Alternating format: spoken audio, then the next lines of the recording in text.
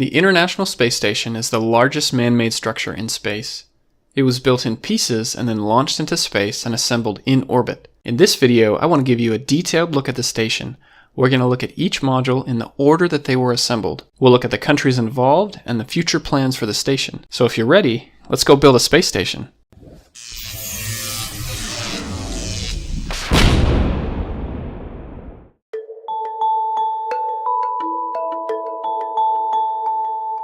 The International Space Station, or ISS, took many years to become a reality. In 1984, the United States announced a project called Space Station Freedom. Here's some drawings of what the original station might have looked like. It was never actually built in its original form. There were lots of redesigns, and its funding was almost completely cut by US Congress. Then in 1993, after several other countries were brought on board, the name was officially changed to the International Space Station. 5 years later, construction begins in space. I'll show you the complete construction process, but first, let's learn a little bit more about the station. This is the ISS as it looks today. It's mainly used to conduct science experiments that can only be done in space. There's usually 6 astronauts on board the station. They generally switch out about every 6 months so that no one spends too much time in space. The station is about the size of an American football field. It's located just outside the Earth's atmosphere. This is called low Earth orbit. It's not very high up, considering that some satellites orbit way out here. The ISS only takes about 92 minutes to orbit the Earth. That's about 28,000 kilometers per hour. Over time, the ISS will slowly lose altitude. If nothing was done, the station would eventually burn up as it re-enters the Earth's atmosphere. To prevent this, the station must be periodically reboosted to stay in space. The main countries now participating are United States, Canada, Russia, Japan, and many countries from the European Space Agency. Let's get to know the main parts of the station. The integrated truss structure is kind of like the backbone of the station. It holds the solar arrays to generate electricity, radiator panels, these remove heat from the station, and other equipment and science experiments are also attached. This part down here contains the pressurized modules, which means the astronauts can live and work in here without a spacesuit. All of the Russian modules make up the Russian orbital segment. The other side is called the United States orbital segment. It's made up of modules from the United States, Europe, Japan, and Canada. The different pieces of the station, also called modules, were built in many locations around the globe. Each module was then launched into space by one of these 3 rockets: the American Space Shuttle, the Russian Proton rocket, and the Russian Soyuz rocket. Once in space, it's time to put it all together. This is definitely not your average Lego set. Once construction started, the ISS took a little over a decade before it was considered complete. Each one of these lines represents the addition of a new module to the station. Let's go ahead and start at the very beginning. The first piece of the station is a Russian module called Zarya. It provides power from the solar arrays and also propulsion when there's a need to move the station. There's 3 docking ports in front and 1 in back. These will be used to connect to the next pieces of the station. The second module is American, and it's called Unity or Node 1. It has 6 docking ports to connect to future modules. There's a special piece here to connect between the different docking mechanisms. This is called a Pressurized Mating Adapter, or PMA for short. Unity was launched with PMA-1 and PMA-2. This is the Zvezda service module. It provides life support systems and is considered the functional center of the Russian orbital segment. It also has 3 docking ports in front and 1 in back. Next is the Z1 truss. This holds equipment for the station. It's not part of the main truss, but it provided a temporary mounting place, as we'll see here in a moment. PMA-3 was then added to the bottom side of Unity. It's always good to have an extra one of these around.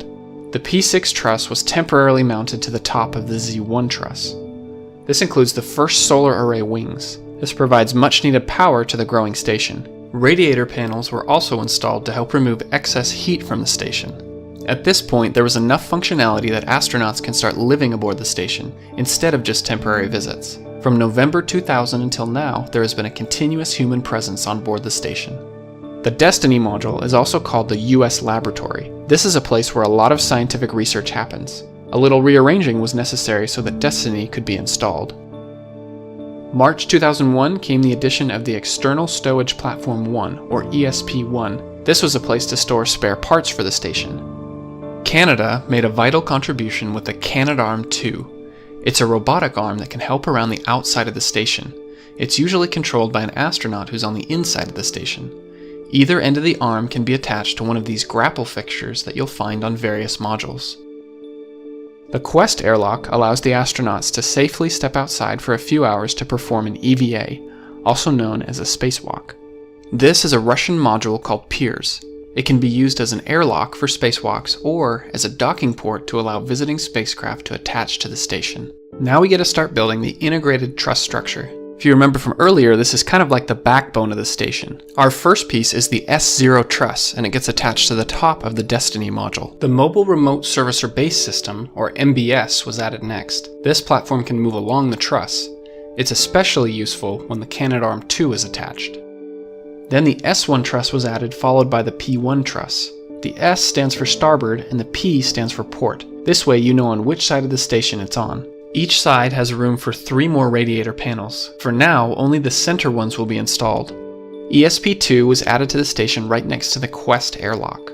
This is the P3, P4 truss segments with solar arrays and another radiator panel. The tiny P5 truss goes at the end here. To balance out the station, we'll have to retract a few panels. The following year, the other sides of the truss were added as well. ESP3 goes down here, and then the P6 truss can be moved to its final resting place. It's also time to deploy a few more radiator panels. The Harmony module is also called Node 2. It will be attached to the forward end of Destiny, but first we have to do some more rearranging. Harmony has 6 docking ports which will allow for further expansion of the station. Next comes the Columbus module, which is a European laboratory.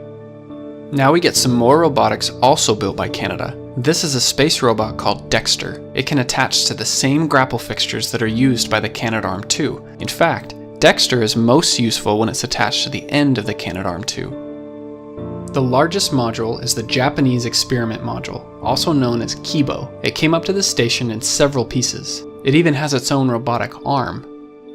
Finally, we have the S6 truss, the last of the truss segments. Now we're starting to look a little more like the space station. These solar arrays will be rotated so that they face towards the sun. This helps the arrays generate more power for the station. The Japanese experiment module has one last addition. It's called the Japanese Exposed Facility. This allows research to be conducted in the vacuum of space. The Russian module Poisk is very similar to Pirs. It was another place for Russian spacecraft to dock. This is the first Express Logistic Carrier, or ELC-1. This is a place to store hardware to help the station work correctly. ELC-2 was installed on top of the truss here.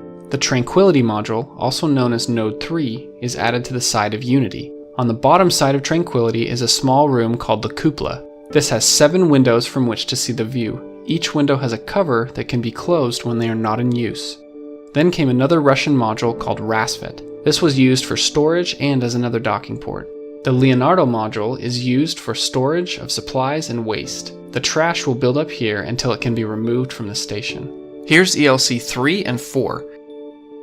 This is a science experiment called the Alpha Magnetic Spectrometer. It's used to study rare particles such as antimatter. A more recent addition to the station is called the Bigelow Expandable Activity Module, or BEAM for short. It takes up a small amount of space during launch and then inflated once attached to the station. BEAM is an experiment to see if this kind of technology can work. The ISS only has funding through 2025, but hopefully that will be extended. After that, we may see pieces of the station repurposed for other projects in space. I want to thank my supporters on Patreon for helping me make this video. This won't be the last time you'll see an animation from me about the International Space Station. Stay tuned and let me know what you want to see next in the comments below. I'm Jared Owen, thanks for watching.